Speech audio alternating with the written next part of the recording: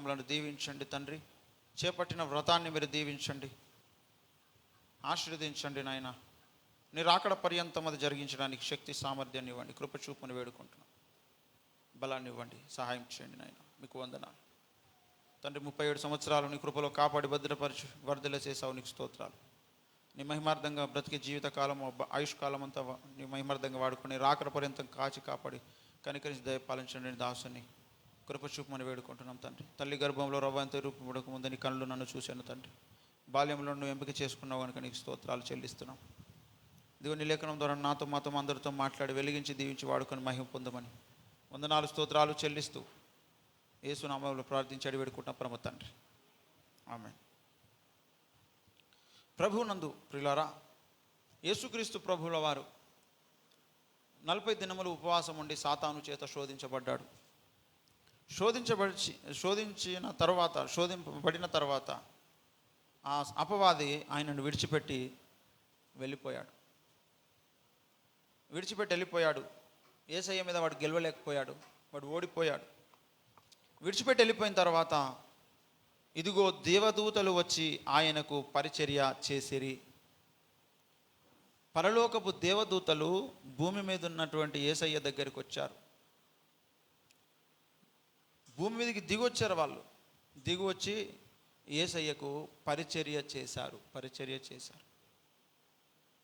మనం ఎప్పుడైతే శోధనకు లోనవుతామో, శోధన నుండి మనము గెలిచినట్లయితే తరువాత మన దగ్గరికి దేవదూతలు వస్తారు. శోధనను గెలిచిన తర్వాత మన దగ్గరికి దేవదూతలు వస్తారు.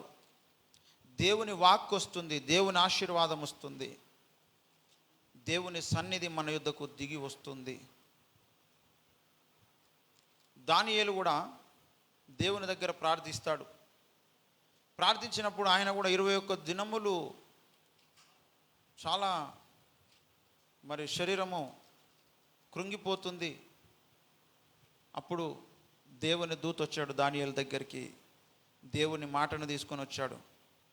దానియేలు గ్రంథము 10వ అధ్యాయము 12వ వచనం వరకు 12 నుంచి చూస్తే, అప్పుడు అతడు దానియేలు భయపడకము, నీవు తెలుసుకొనవలనని నీ మనస్సును అప్పగించి దేవుని ఎదుట నిన్ను తగ్గించుకొని ఆ మొదటి దినము మొదలుకొని నీవు చెప్పిన మాటలు వినబడినవి గనుక నీ మాటలను బట్టి నేను వచ్చి తిని. పారసీకుల రాజ్యాధిపతి 21 దినములు నన్ను ఎదిరించెను.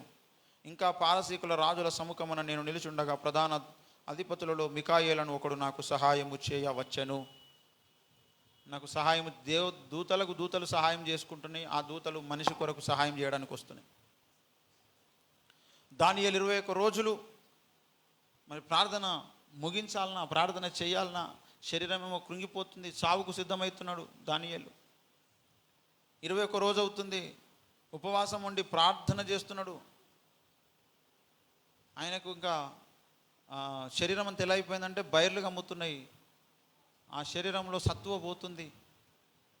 అప్పుడు దేవుని దూత సమాచారం తీసుకుని రానే వచ్చాడు దానియేలు దగ్గరికి. ప్రార్థనకు ప్రతిష్ఠించుకున్న ప్రతిసారి ఇది జరుగుతుంది. దేవుని దగ్గర మనము వ్రతము పూనిన ప్రతిసారి ఇది జరుగుతుంది. శోధనకు మనము లోనైన ప్రతిసారి ఇది జరుగుతుంది. శోధన అయిపోయిన తర్వాత మనకున్నటువంటి సత్వని అయిపోయిన తర్వాత మన దగ్గరికి దేవుని దూతలు, దేవుని పరిచర్య, దేవుని సహాయం వస్తుంది మన దగ్గరికి. మనము నమ్మాలి.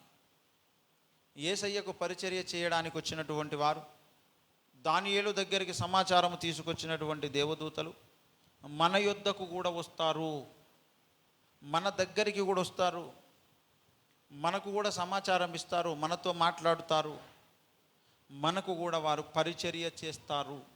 దేవుడు ఎవరికి ఏం చేయమంటే దేవదూతలు అవి చేస్తారు. దేవుడు మన కొరకు కొంతమంది దూతలను కూడా పరిచారకులుగా నియమిస్తాడు. ఇది దేవుడు ఏర్పాటు చేసే పద్ధతి. 34వ కీర్తన 7వ వచనములో మనం చూస్తే, యెహోవా యందు భయభక్తులు గల వారి చుట్టూ ఆయన దూత కావలి ఉండి వారిని రక్షించును. అంతకుముందు ఏం జరిగిందో తెలుసా? 6వ వచనములో, ఈ దీనుడు మొర్ర పెట్టగా యెహోవా ఆలకించెను, అతని శ్రమలన్నిటిలో నుండి అతని రక్షించెను. దేవునికి ప్రార్థించాడు దావీదు. అతనికి ఎన్నో శ్రమలు కలిగినాయి, ఎన్నో బాధలు కలిగినాయి. అతడు దీనముగా దేవుని దగ్గర మొరపెట్టాడు. అలా మొరపెట్టిన తర్వాత దేవుడు మాట్లాడుతున్నాడు. యెహోవా యందు భయభక్తులు గల వారి చుట్టూ ఆయన దూత కావలి ఉంటుంది. ప్రార్థించుడు అయిపోయిన తర్వాత దేవుని దూతలు మన దగ్గరికి వస్తారు. శ్రమ పొందడం అయిపోయిన తర్వాత దేవుని దూతలు మన దగ్గరికి వస్తారు. అయ్యో నన్ను ఎవరు ఆదుకుంటలేరు, ఎవరు కాపాడుతలేరు, ఎవరు సహాయం చేస్తలేరు అనుకోవద్దు. దేవుడు ఉన్నాడు సజీవుడుగా. ఎందుకో అవసరమును బట్టి కొద్ది రోజులు కొంచెం కష్టము, కొంచెం ఇబ్బంది అయితే అయ్యిందేమో, కానీ దేవుడు మనలను వదిలిపెట్టడు, వదిలిపెట్టే ప్రసక్తి లేనే లేదు. ప్రియులారా, దేవుని దూతలు మనకు సహాయము చేయడానికి దేవుడు వారిని ఏర్పాటు చేశాడు. వారి చేత దేవుడు మనలను కాపాడుతున్నాడు. మనందరికీ కూడా దేవుడు ఇట్టి ఆశీర్వాదమునిచ్చాడు. మీరెవరు కూడా అనుకోకండి ఒంటరిగా ఉన్నాం, మనకి ఎక్కడి సహాయం లేదు, ఎవరు లేరని. లేదు లేదు, మనం ఎన్నోసార్లు ఎన్నో సమస్యల నుంచి బయటపడ్డామంటే, ఎన్నో ప్రమాదాల నుంచి బయటపడ్డామంటే దేవుని దూతలుండి మనలను ఆదుకుంటున్నారు. దేవుడు నియమించాడు కొందరు దూతలను మనందరికీ. దేవునికి మహిమ కలుగునుగాక. ప్రియులారా, దేవుని ఒక రాజుకు కొడుకులుంటే కేసీఆర్ మనమడు ఉన్నాడు.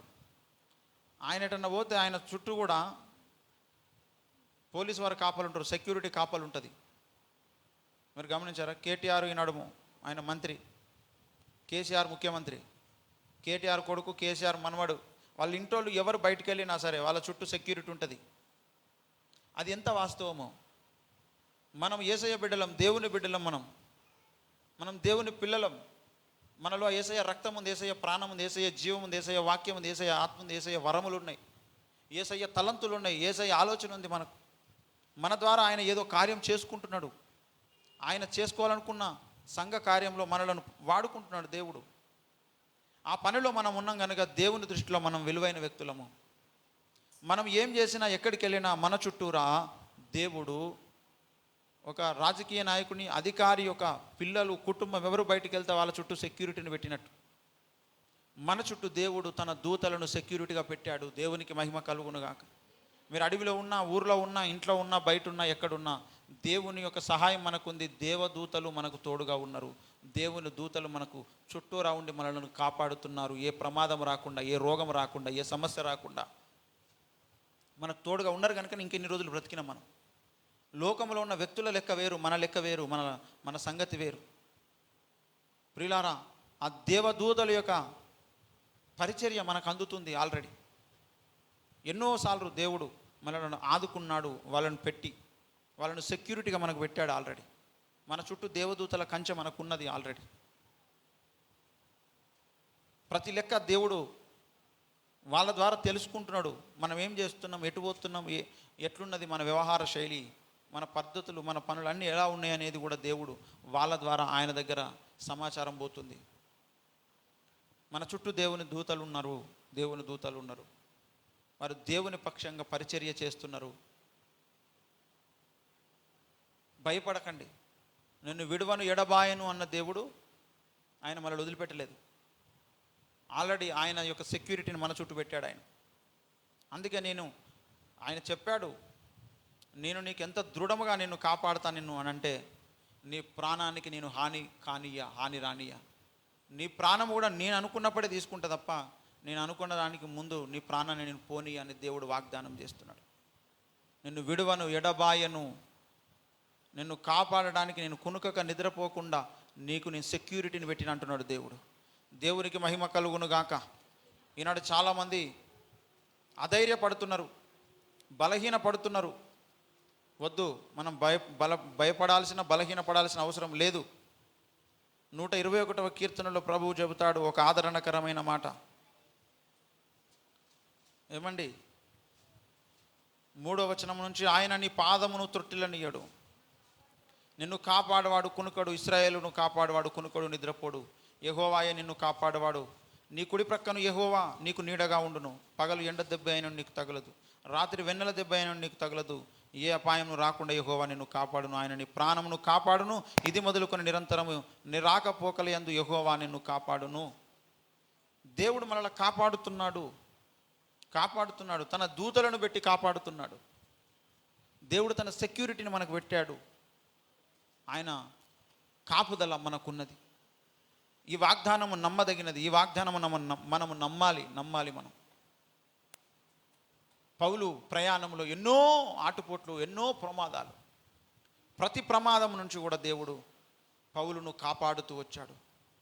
చరిత్రకారులు చెబుతారు, 12 మంది శిష్యులలో ఒకడైన యోహాను చంపడానికి అనేక ప్రయత్నాలు, విష ప్రయోగాలు చేసి ఆయనను చంపాలని చూస్తే ఏ ప్రమాదము ద్వారా ఆయన మరణం కాలేదు. దేవుడు ఆయనను కాపాడాడు. దానియేలును సింహము గుహలో కాపాడిన దేవుడు, ఆపదల్లో దావీదును కాపాడినటువంటి దేవుడు ఈనాడు మనతో ఉన్నాడు. ఆ దూతలే మనతో ఉన్నాయి. మనతో దేవుని దూతలు ఉన్నారు. ధైర్యం తెచ్చుకోండి, భయపడకండి. ఎవరు లేరు, నాతో ఎవరు లేరని కనబడే ప్రపంచంలో ఎవరు లేకపోవచ్చు. కనబడని ప్రపంచంలో దేవదూతల యొక్క సహాయము మనకు అందుతుంది. ఆల్రెడీ అందుతుంది. దేవుడు మనకి ఎన్ని విధాల సహాయం చేస్తున్నాడంటే, ఒక తల్లి తండ్రి పిల్లలకు తెలియదు వాళ్ళు ఎంత కష్టపడుతున్నారో, వాళ్ళ కొరకు పని చేశారో తెలియదు పిల్లలకు. అయితే పిల్లలు ఊహించనన్ని కార్యాలు తల్లిదండ్రులు వాళ్ళ కొరకు జాగ్రత్తలు తీసుకుంటారు. అలాగే మన కన్న తండ్రి అయినటువంటి దేవుడు మన కొరకు ఎన్నో జాగ్రత్తలు తీసుకున్నాడు. ఆయన మనకు కొన్ని తెలుసు, ఇంకెన్నో తెలివై. అలా మనలను ఆయన కాపాడుకుంటున్నాడు, భద్రపరుచుకుంటున్నాడు, కంటికి రెప్పలాగా చూసుకుంటున్నాడు మన ఆయన.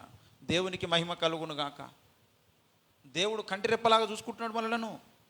ఇంతవరకు మనం బ్రతికినాము, దానికి గల కారణం దేవుడు కాపాడుకుంటున్నాడు మనలను.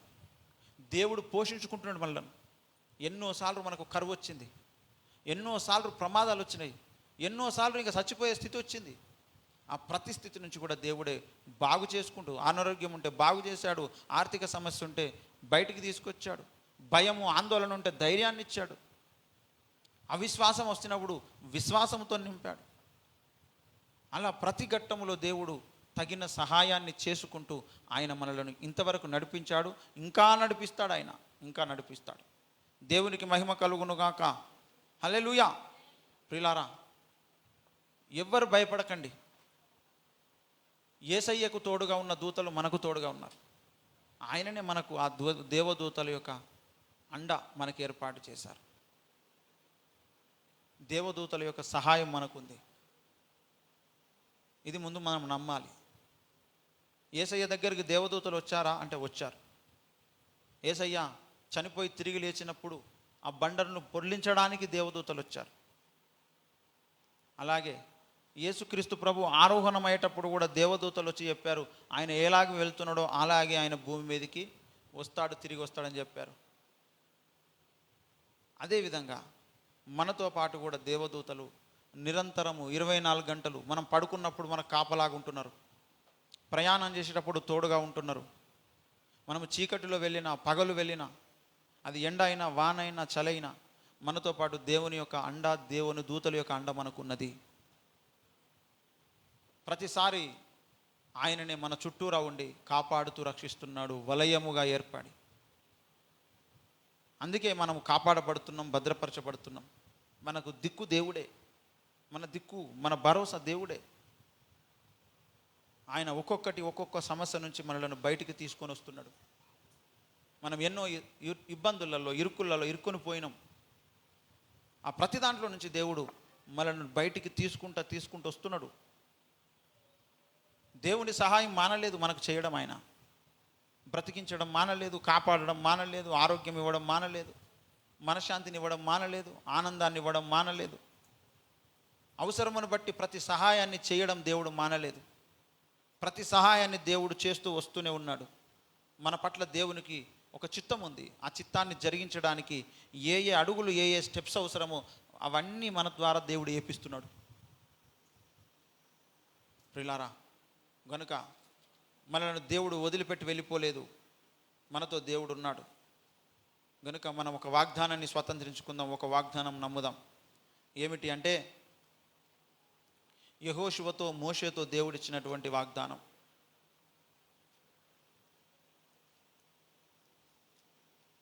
యెహోషువ గ్రంథం 1వ అధ్యాయము దయచేసి చూడండి.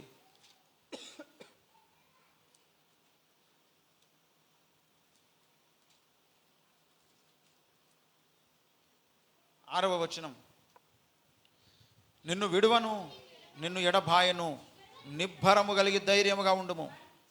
వారికిచ్చేదనని నేను వారి పితరులతో ప్రమాణం చేసిన ఈ దేశమును నిశ్చయముగా నీవు ఈ ప్రజల స్వాధీనము చేసేదవు. అయితే నీవు నిబ్బరము కలిగి జాగ్రత్త పడి బహుధైర్యముగా నుండి నా దేవుడైన యెహోవా నా సేవకుడైన మోషే నీకు ఆజ్ఞాపించిన ధర్మశాస్త్రం అంతటి చొప్పున చేయవలను.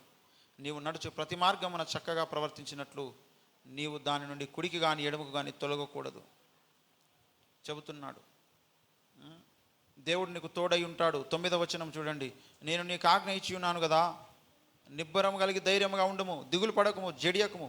నీవు నడుచు మార్గమంతటిలో నీ దేవుడైన యెహోవా నీకు తోడై ఉండును. దేవునికి మహిమ కలుగునుగాక. నాకు దేవుడు ఇన్ని రోజులు తోడై ఉన్నాడు, మనందరికి తోడుగా ఉన్నాడు, సంఘానికి తోడుగా ఉన్నాడు, మోషేకు తోడై ఉన్నాడు, యెహోషువకు తోడై ఉన్నాడు, ఈనాడు మనకు తోడుగా ఉంటాడు. 5వ వచనం. నీవు బ్రతుకు దినములన్నిటిను ఏ మనుష్యుడును నీ ఎదుట నిలవలేకయుండును, నేను మోషేకు తోడై ఉన్నట్లు నీకు తోడై ఉండును. దేవునికి మహిమ కలుగునుగాక. అలాగే మనం స్వతంత్రించుకుందాం, మనం నమ్ముదాం ఇట్టి వాగ్దానాన్ని. మా బ్రతుకులో కూడా జరిగించు తండ్రి అని నమ్ముదాం. మీరు దేవుని మహిమార్థంగా ఎక్కడ అడుగు పెడితే అక్కడ దేవుడు నీకు ఆ స్థలం కూడా ఇస్తాడు. మనకిచ్చాడు దేవుడు అలా. 1వ అధ్యాయము 3వ వచనం చూడండి.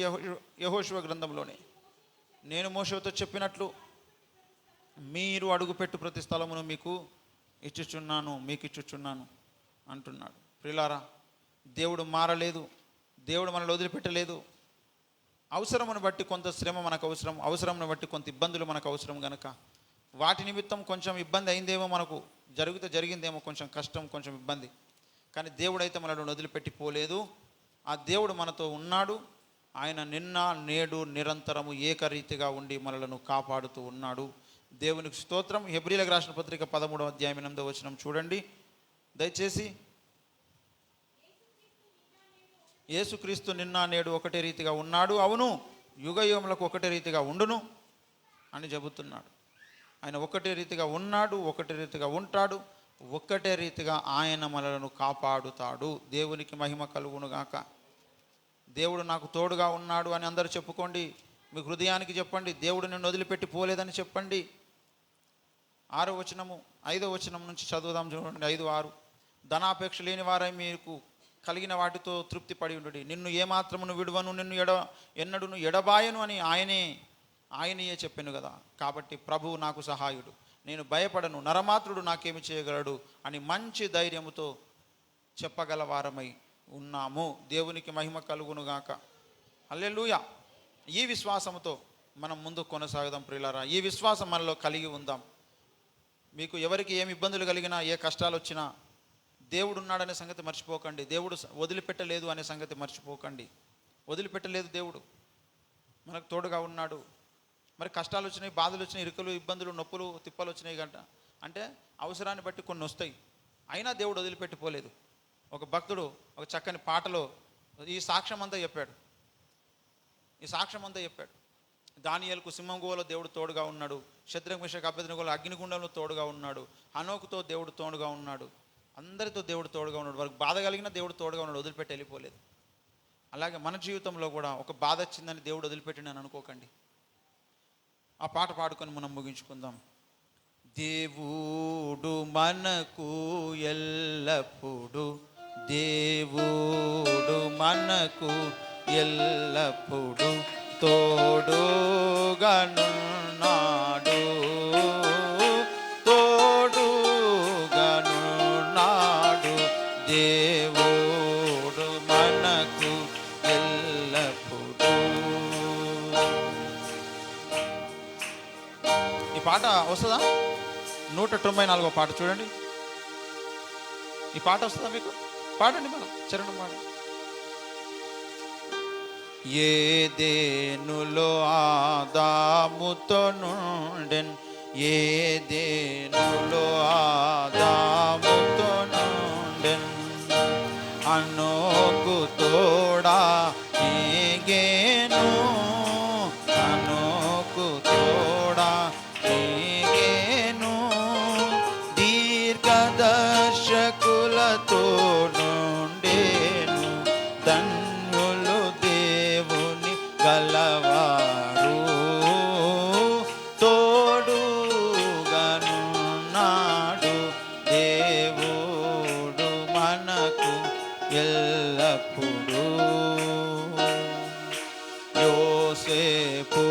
వేసించబడినప్పుడు గట్టి కొట్టండి చెప్పలు.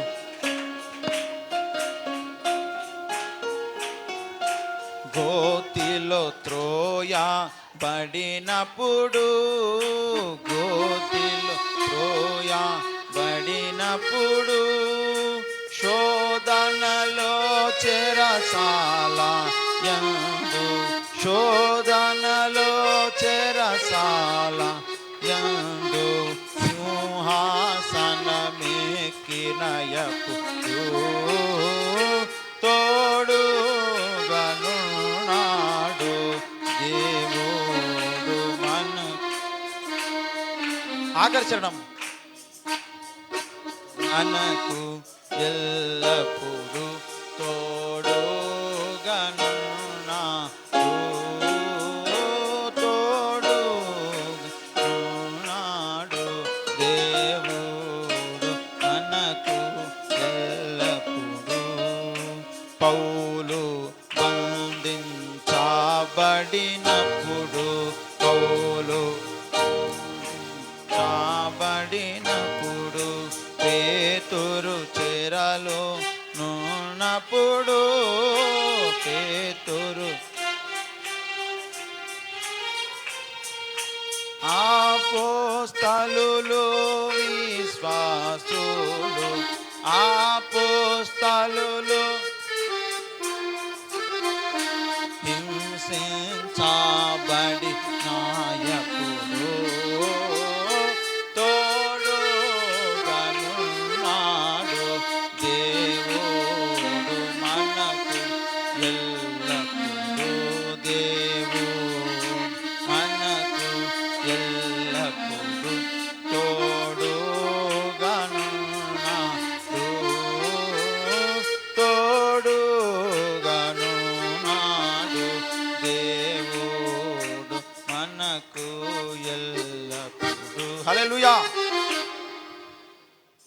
అపోస్తలులు చెరసాలలో ఉన్నప్పుడు, హింసించబడుతున్నప్పుడు దేవుడు తోడుగా ఉన్నాడట. ఎలా తోడుగా ఉన్నాడు?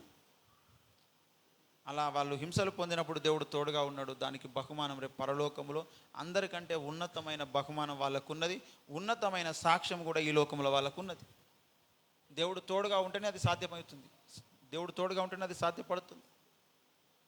మనకు కూడా దేవుడు తోడుగా ఉన్నాడు. కష్టం వస్తే దేవుడు పోలే, బాధ వస్తే దేవుడు పోలే, నొప్పి అయితే దేవుడు పోలే, ఇబ్బందులు అయితే దేవుడు పోలే, అప్పులైతే దేవుడుతో పోలేడు నీకు దూరంగా. నీకు ఏ తిప్పలున్నా దేవుడు నీకు దూరంగా లేడు. అవసరమును బట్టి కొంత అవసరం ఉన్నది. ఎందుకో తెలుసా? కొన్ని మనకు గాయాలు అవసరం, కొన్ని దెబ్బలు అవసరం. మనం కొన్నిసార్లు చేదు మింగడం అవసరం, తీపి తినడం అవసరం, కారం తినడం అవసరం, ఒగరు తినడం అవసరం. కొన్ని మనకు ఇష్టం లేవు, అయినా మనం తినాలి, తప్పదు. అలాగే కొన్ని కష్టాలు మనకు అవసరమును బట్టి కొన్ని శ్రమలు మనకు ఉన్నాయి. అవి అవసరమని దేవుడు పెట్టాడు. మొత్తం సుఖమే మనం తట్టుకోలేం, సుఖమే కుదరదు మనకు. ఒకే దానితో ఒక వంటను అండలేం మనం. ఒకే పదార్థంతో ఏ వంట ఎవరు అండరు, ఒకే పదార్థంతో వంట ఎవరు అండరు, ఏ కూర అండరు ఎవరు. అలాగే జీవితం అంటే ఒక కూర లాంటిది. దాంట్లో ఎన్నో రకరకాల పదార్థాలు ఉంటేనే అదొక రుచికరంగా మారుతుంది. అందులో మసాలా ఉంటుంది, కారం ఉంటుంది, పసుపు ఉంటుంది, ఉప్పు ఉంటుంది, ఎల్లిగడ్డ ఉంటుంది, కొత్తిమీర ఉంటుంది, కరివేపాకు ఉంటుంది. అందులో ఒక్కొక్కటి రుచి చూస్తే ఏది నచ్చదు మనకు. అన్నీ కలుపుకొని తిన్నప్పుడే అదొక రుచి వస్తుంది. అట్లనే మన జీవితంలో కష్టాలు మనకు, దుఃఖం మనకు, బాధ మనకు ఏది ఎంత కొలతలో ఉండాలో అది ఆల్రెడీ దేవుడు కొలిచేసి పెట్టిండు. దావీదు అంటాడు, నా ధన్యములన్నీ నీ కవిలలో నువ్వు దాచి ఉన్నావు, నీ పుట్టక ఉనిపోయి నా దినములన్నీ నువ్వు లెక్కించి ఉన్నావు అన్నాడు 139వ కీర్తనలో. దినములన్నీ దేవునికి తెలుసు, ఏ దినం ఎట్లా గడవాలని కూడా దేవునికి తెలుసు. ఆ దినాన్ని అలా దేవుడు డిజైన్ చేసి పెట్టి ఆ దినములో దేవుడు మనకు తోడుగా ఉంటున్నాడు. ఈ భూమి మీద ఉన్న జీవితం శాశ్వతము కాదు గనుక ఈ జీవితంలో ఏది ఎదురైనా ఇది రేపు మహిమ రాజ్యంలో ఒక ఉన్నతమైన సాక్ష్యం కొరకే దేవుడు ఇలా డిజైన్ చేసి పెట్టాడు ఆల్రెడీ. గనుక ఇలా ఎందుకుందని బాధపడొద్దు, అలా ఉన్నందుకు దేవుణ్ణి స్తుతించాలి. దేవునికి మహిమ కలుగును గాక. ప్రభువా, నా జీవితం ఇలా ఉన్నందుకు నీకు స్తోత్రం. దీని ద్వారా నువ్వు ఏదో గొప్ప కార్యం జరిగించుకోబోతున్నావు, దీని ద్వారా నువ్వు మహిమపరచుకోబోతున్నావు నిన్ను గనుక. నా జీవితంలో ఉన్న కష్టమును బట్టి నీకు స్తోత్రం, బాధను బట్టి నీకు స్తోత్రం, ఇబ్బందిని బట్టి నీకు స్తోత్రం, దుఃఖమును బట్టి నీకు స్తోత్రం, అప్పులను బట్టి నీకు స్తోత్రం, తిప్పలు బట్టి నీకు స్తోత్రం, ఆకలి బాధలను బట్టి నీకు స్తోత్రం. అయ్యా, వస్త్రములు లేకుండాటను బట్టి నీకు స్తోత్రం, నాకు కలిగి ఉన్నటువంటి వస్త్రములను బట్టి కూడా నీకు స్తోత్రమని సర్వకాల సర్వ పరిస్థితులలో మనం దేవునికి కృతజ్ఞులమై ఉండాలి. అన్ని సమయముల యందు, అన్ని కాలముల యందు, అన్ని పరిస్థితుల యందు ప్రతి విషయం బట్టి దేవునికి కృతజ్ఞతాస్తుతులు చెల్లించుడి అన్నాడు. అలాగూ చేయుట దేవుని చిత్తం అన్నాడు. దేవునికి స్తోత్రం. తెస్సలోనికీయులకు రాసిన పత్రికలో మీకు కష్టం వచ్చిన, బాధ వచ్చిన, దుఃఖమైన ఏదైనా ప్రభువును స్తుతించండి. కష్టం వచ్చినందుకు స్తోత్రం, బాధ వచ్చినందుకు స్తోత్రం, అవమానించబడ్డందుకు స్తోత్రం, దుఃఖపడినందుకు స్తోత్రం. ఎందుకంటే అన్ని పరిస్థితులలో దేవుడు మనకు తోడుగా ఉన్నాడు. తోడుగా ఉంటాన్న దేవుడు వదిలిపెట్టిపోలే. మనం అనుకుంటాం నొప్పి ఉంది, నొప్పి వెంటనే పోతే దేవుడు నాకు తోడుగా ఉన్నట్టు అనుకుంటాం. కాదు, ఆమె నొప్పిని మనం అనుభవించి ఆ నొప్పి దాని సమయాన్ని బట్టి వెళ్ళిపోవడం వల్ల కూడా దేవుడు మనకు తోడుగా ఉంటాడు. అలా ఉండడం కూడా దేవుని చిత్తమే. దేవుడు వదిలిపెట్టి వెళ్ళలేదు. దేవా నువ్వు మాతో ఉన్నవని నీకు కృతజ్ఞతాస్తుతులు చెల్లించుదాం. అలాంటి భక్తులం మనం కావాలి. దేవుని మనం ఎంతగా నమ్ముతున్నామో, సుఖం ఉంటేనే నమ్ముతామో, కష్టం ఉంటే కూడా నమ్ముతామో, దేవుడు మనలను ఒక పరీక్ష నాలికలు పెట్టి చూస్తున్నాడు. నా కొరకు నన్ను ఎంత ప్రేమిస్తున్నాడు, నా కొరకు ఏదైనా పోగొట్టుకోవడానికి ఇష్టమా, లేదా నన్ను ప్రేమించడం ఇష్టం, నేను ఏమైనా ఇచ్చినప్పుడే ప్రేమిస్తాడా, పోగొట్టినప్పుడు కూడా ప్రేమిస్తాడా అని దేవుడు ఒక పరీక్షలో మనల్ని పెట్టాడు. ఇలా ఎన్నో కారణాలు దేవునికి ఉంటాయి. కనుక దేవుడు నా దగ్గర లేడు, దేవుడు నన్ను చూడట్లేదు, దేవుడు పట్టించుకోవట్లేదు, దేవుడు నాకు సాయం చేయట్లేదని ఎవరు మీ నోటితో చెప్పొద్దు. అది సైతానుగాడు విని నిన్ను పాడు చేస్తాడు. సర్వకాల సర్వావస్థలలో దేవుడు నాకు తోడుగా ఉన్నాడని చెప్పండి. నొప్పైన దేవుడు ఉన్నాడు, రోగమైన దేవుడు ఉన్నాడు, బాధ అయిన దేవుడు ఉన్నాడు, కష్టమైన దేవుడు ఉన్నాడు, ఇంట్లో ఎవరైనా చనిపోయిన దేవుడు ఉన్నాడు, ఇంట్లో కొత్తోళ్ళు పుట్టిన దేవుడు ఉన్నాడు. దేవుడు నీకు తోడుగా ఉన్నాడు అంతే. ఎందుకంటే ఆయన శరీరంలో, రక్తంలో నువ్వు పాలు పొందినవు. నిన్ను కాపాడుకోవడం అది దేవుని యొక్క బాధ్యత, దేవుని యొక్క హక్కు. ఆయన కన్నాడు నిన్ను. పిల్లల మీద తల్లిదండ్రులకి ఎలాగైతే హక్కు ఉందో, నీ మీద దేవునికి హక్కు ఉంది. నీకు కూడా దేవుని మీద హక్కు ఉంది. దేవుడు మనల్ని వదిలిపెట్టి వెళ్ళలేదు. దేవుడు మనకు తోడుగా ఉన్నాడు, తోడుగా ఉంటాడు. ఆయన అన్న మాట వెనుకకు తీసుకోడు. ఇవాళ ఉన్నాడు, నిన్నున్నాడు, రేపు ఉంటాడు. సర్వ పరిస్థితులలో నీతో ఉంటాడు ఆయన. ఏ పరిస్థితినైనా సంతోషంగా అనుభవించడానికి ఇష్టపడదాం. కష్టాన్నైనా ఇష్టపడదాం, దుఃఖాన్నైనా భరించుదాం, బాధ అయినా భరించుదాం. ఈ పరిస్థితిని అంతటి బట్టి, జీవితంలో ఎదురైన అన్ని సంఘటనలను బట్టి రేపు దేవుడు ఒక గొప్ప మహిమకరమైన కార్యం, గొప్ప సాక్ష్యం, గొప్ప ప్రతిఫలం, బహుమానం మనకి ఇవ్వబోతున్నాడు. అందుకే కొన్ని అవసరాన్ని బట్టి మనకందరికీ ఇవ్వబడుతున్నాయి. వాటిని మనం అనుభవించుదాం. అందులో దేవుని కృతజ్ఞతాస్తుతులు చెల్లించుదాం. ఇది నాకు ఇచ్చినందుకు నీకు స్తోత్రం తండ్రి అని చెప్పుదాం. అలా చెప్పేటువంటి భక్తులం మనం కావాలి. అలా చెప్పాలి మనం. అలా చెప్పాలి. ఎవరైనా సరే, ఒక ఇంట్లో కొత్త మనిషి పుడితే దేవానికి స్తోత్రం అంటారు. చచ్చిపోతే స్తోత్రం అంటారా? ఎవరైనా చచ్చిపోతే అంటారా? ఎవరు అనరు. కానీ దేవుడు అన్నాడు, నీ జీవితంలో నువ్వు నా సంతానం అయిన తర్వాత ఏది జరిగినా నువ్వు నా కృతజ్ఞతాస్తుతులు చెప్పాలన్నాడు. ఎందుకంటే అవన్నీ నేనే చేస్తున్నా అన్నాడు. వాస్తవంగా ఆయననే చేస్తాడు కూడా. ఇప్పుడు ఇంట్లో ఒక వ్యక్తిని పుట్టిస్తే అది దేవుడు చేసిన కార్యం. మరి చంపేస్తే ఎవరు చేసిన కార్యం అది? మనం అనుకుంటాం పుట్టడం అనేది లాభకరంగా ఉంది, చనిపోవడం అనేది నష్టకరంగా ఉంది, కనుక లాభమైతేనే నేను స్తుతిస్తా అనేది మన కాన్సెప్ట్. దేవుని కాన్సెప్ట్ అది కాదు. పుట్టడము మనకు లాభమే, చచ్చిపోవడము డబల్ లాభం. ఇది దేవుని కాన్సెప్ట్.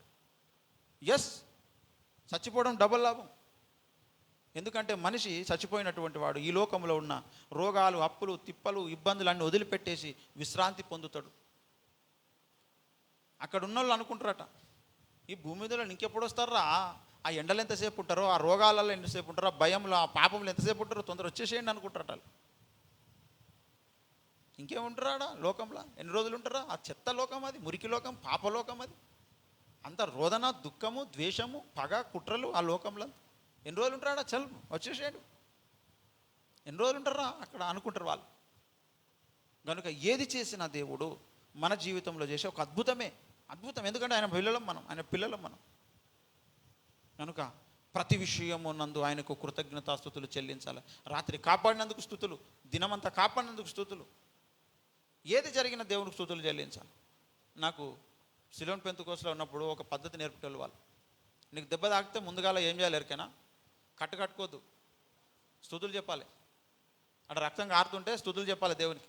దేవా ఈ దెబ్బ తాకిచ్చిన స్తోత్రం, ఈ దెబ్బనికి ఏదో ఆశీర్వాదం ఉంది అని స్తుతిని ఎన్నోసారి చెప్పినట్లా. ఒక బాధ అయిందా, బాధపడు కాదు ఇప్పుడు నువ్వు చేయాల్సింది, ముందు స్తుతించాలి. దేవా ఈ బాధ అయినందుకు నీకు స్తోత్రం. ఇబ్బంది అయిందా, ఆకలి అవుతుంది, అన్నం లేదా, అన్నమేడ దొరుకుతాని వెతుకుడు కాదు. ప్రభు అన్నం అయిపోయింది, నీకు స్తోత్రం, స్తుతులు చేయాలి ఫస్ట్. ఇది నేర్పించారు. నేను ఇప్పటికి కూడా అట్లనే చేస్తా కూడా.